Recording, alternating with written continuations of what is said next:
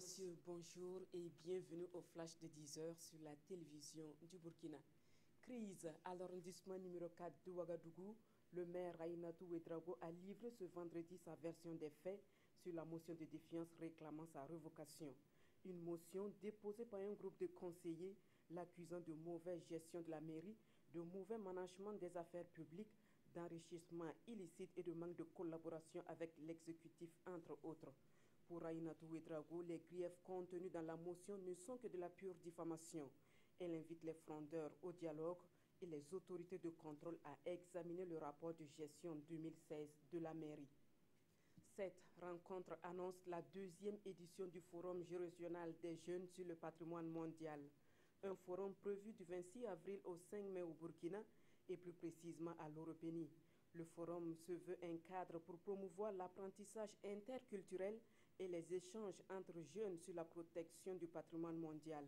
Le directeur général du patrimoine invite les jeunes à la mobilisation pour la réussite de l'événement car les participants seront amenés à être des ambassadeurs du Burkina en matière de protection et de promotion du patrimoine culturel africain. Les écoles de la province du Soum ont rouvert leurs portes depuis le lundi dernier. Les enseignants avaient déserté les classes suite aux attaques des terroristes dans certaines localités de la région. Depuis lors, l'armée a intensifié sa présence au Sahel. Conséquence, élèves et enseignants se sentent en sécurité, d'où leur présence dans les salles de classe. À Baraboulé, à Nassambou et à Diguel, la sécurité est maximisée.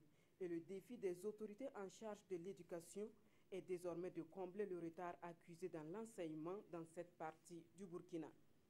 Hors de chez nous, attentat en Suède ce vendredi. Un camion a foncé sur des passants dans la ville de Stockholm et a terminé sa course dans un magasin. Un drame qui s'est produit dans la rue piétonne la plus fréquentée de la capitale. Le bilan fait état d'au moins 4 morts et une quinzaine de blessés. Un homme est arrêté dans le cadre de l'attaque et 2 autres ont auparavant été entendus par la police.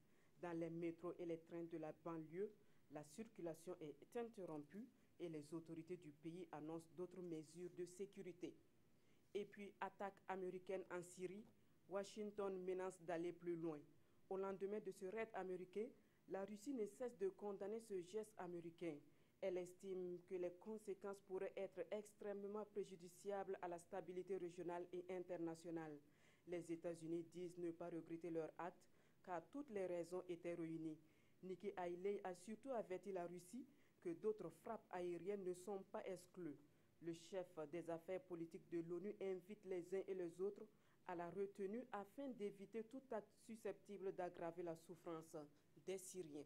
Voilà qui met fin à ce flash. Merci à vous qui l'avez suivi. Marguerite Douagneau vous retrouve à 13 h pour les informations de la mi-journée.